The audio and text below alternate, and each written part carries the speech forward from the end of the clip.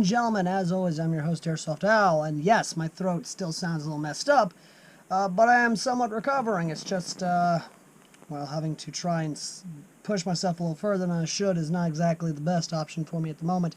So I'm going to try and just play it easy for these videos going forward. But speaking of which, I posted a poll on our community tab, which of course was the vote for what would be the project gun for the Magpul-PTS ARPCC and/or AR pistol caliber carbine video or build, I mean, and what would be the what it would be the subject of for the future video series of a AR pistol caliber carbine build, which was a close race because there were two ARs and the M4 fanboys really came out in stride, but the gun that actually won that vote, to my surprise, was the Lancer Tactical Gen 2 M4. This I was actually pleasantly surprised for because I was all for the idea of the Colt actually winning, but no, it was the Lancer Tactical. And now that I have this set up as it is, with the indents on the magwell, the angular style, just this blocky style of brass deflector with the bolt assist, the built-in trigger guard, extended trigger guard, the somewhat semi-flared magwell, and the way it just looks with the SL handguard here with the PTS EPS stock, and the Lancer Tactical style pistol grip here, which I will probably replace with a standard PTS pistol grip in the future. It looks pretty damn good. I do hope to get some Magpul iron sights in the future because these are Daniel Defense iron sights.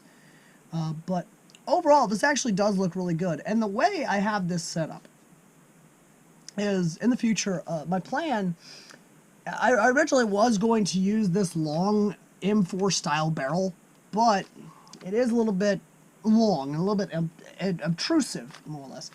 And while, yes, there are ARPCCs out there that do have the full M4 barrel, at the same time, it doesn't really work all that well, does it?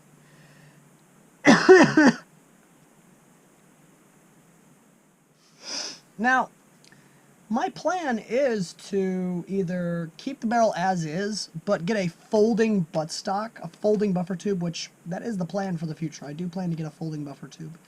So that way I have a folding stock gun. So that way it's a compact gun.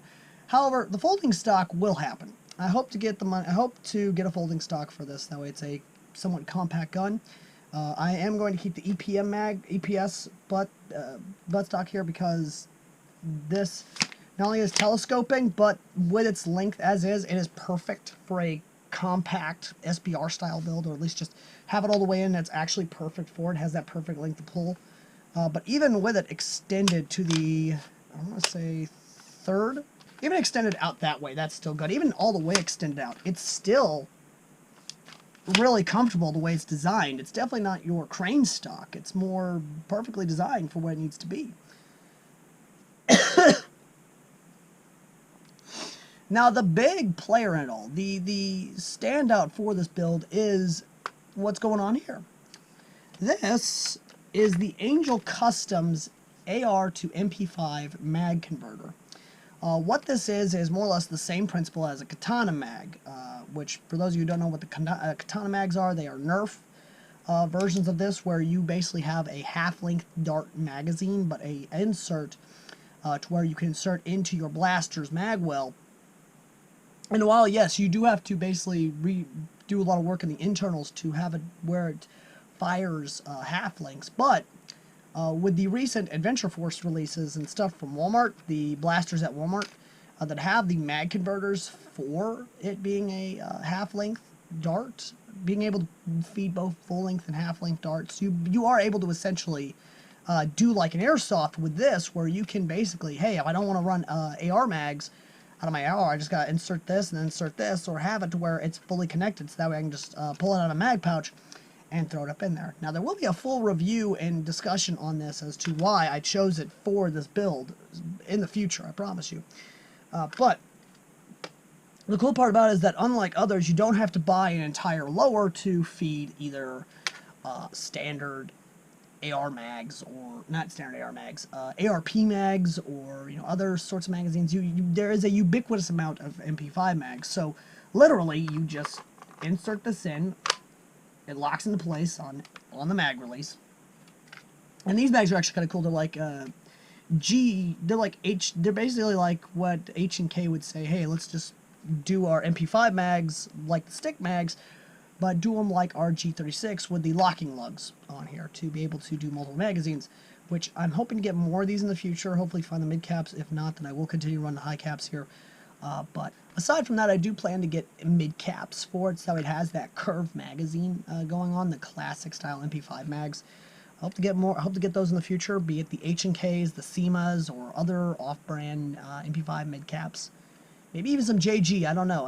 I'll have to take a look around. But aside from that, though, I have to give a big shout out though to Austin from Tupelo Airsoft Club, who actually donated this. Well, we didn't really donate, more like traded this awesome flash hider, because while yes, this is not PTS, and believe me, I know a lot of you are going to immediately lose your shit because it basically throws off that Magpul-PTS build, the entire purist Magpul-PTS. But here's the thing though. This is basically a copy of the Griffin Armory's style flash hider that I have on the M4. However, this one has a much more larger bore diameter with a threading inside of it. So that way, if I wanted to, if I don't want to use the locking lugs here for a attach-on suppressor or tracer unit, I can basically have a friend either CNC or 3D print out a threading adapter to put inside the flash hider and just put the suppressor on out that way, which with modern video games right now and them not understanding how guns work, I have actually seen that, so it'd be kind of accurate for a video game. Now, I know a lot of you are automatically looking at this.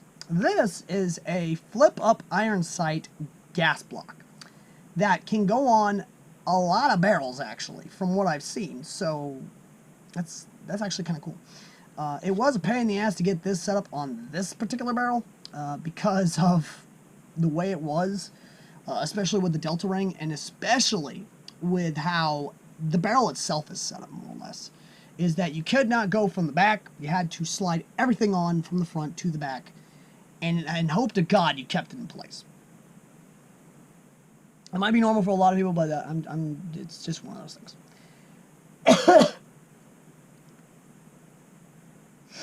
Now, the final thing that's going to happen is that, like I said, I'm hoping in the future, what I'm going to be doing is I'm going to try and put a shorter barrel on here, an SBR-style barrel. The SBR barrel that I'm going to be using is the barrel that came with the Colt Mark 18. I'm hoping to be able to get everything set up on this to where I can just slide everything on.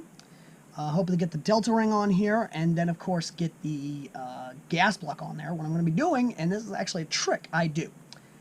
The trick I'm doing is more or less taking the round A2, basically Car 15 style M4 handguard, putting it on the delta ring, and then I'm putting the metal delta, not delta ring, the metal, basically what's holding this in place on the front on there, and then I'm basically tapping the gas block on there. With a hammer, with a rubber mallet, and a combination of a few things.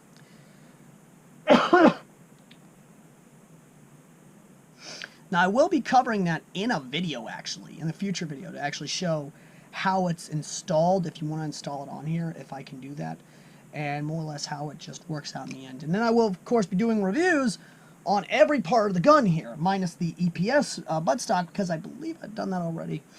The big thing, though, is just I will be doing a review on the SL handguard. I will be doing a review on this flash hider here, which I will contact Austin to see what brand this is, or he may sound off in the comments section. And then, of course, I will be talking about the big thing about it, the airsoft version of the Katana mag and mag adapter, the Angel Customs mag converter, which will be a pretty cool little insight into it and sort of what the future of airsoft could be with these types of things, because Angel Customs only does this, and then there's a 6mm Pro Shop AK to AR mag converter to sort of turn your AK into the Curbs AK, which is an AK, I believe, Chamberlain 5.56, which is able to accept AR magazines. But either way, though, what I will say is that this build could not have been made possible. While it's not done yet, it was not made possible without, of course, our cool supporters from our PayPal donations.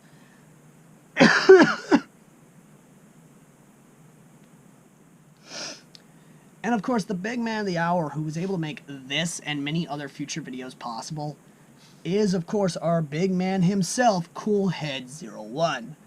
Coolhead01, you've been able to make a lot of cool things possible, and I'm really hoping that you look forward to the video series covering this in all its aspects and sort of future stuff for it. Which the future things for it, like I said before, is obviously more magazines, which of course would be mid-cap MP5 style magazines, a PTS pistol grip, and obviously the shorter barrel with the Magpul iron sights. Now, I'm going to leave you guys in the comments section to tell me what I should do, because I do like the gray on black, but I'm going to ask you guys, do you want me to get these iron sights, Magpul iron sights in gray? Do you want me to keep the PTS pistol grip in black? Do you want me to paint this in a metallic gray? Let me know in the comments section down below. And before I leave, I know everyone's already asking me, what have I done with the Colt M4? What I do with the Colt Mark 18? Well, that one actually is going to become in honor of our next build, which we will be offering to you, the viewers. The Colt Mark 18 actually became the base gun for an M16 build. To be specific, the service rifle kit, which of course turns this into the service rifle from Fallout New Vegas, and of course the Fallout 4 mod. Now I know a lot of you are going to be saying, well, why am I going with this? Well, that's the thing.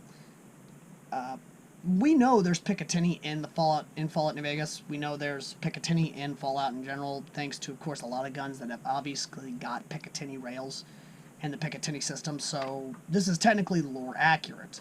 So, again, you know, I'm going by what I've seen in terms of firearms in the Fallout universe. I'm not going for the full M16A1 unless I get a SEMA, or at least, in this case, the Colt E-Bike SEMA brand M16A1, which then I could very well turn into the service rifle by simply swapping out the parts, by simply swapping out the handguard and the buttstock with what's coming, and the pistol grip with what's coming in. But I'm going to save that as a surprise for all you lovely ladies and gentlemen. But till then, as always, I've been Airsoft Al, the common man's airsofter, who is still recovering from a cold and trying to push myself as much as I can in terms of my current condition. And I will see all you lovely, lovely people in the next video. And if you want to come hang out with me and chat with me, considering the link down below to the Discord. If you want to come and help support future projects or the current project, which of course is the Magpul AR build, ARPCC build, that is, of course, this video's subject, then consider donating to our PayPal down below. It's folks like you that actually make it possible. And as always, ladies and gentlemen, I've been Airsoft Al, and I will see you lovely, lovely people in the next video. Till next time, later.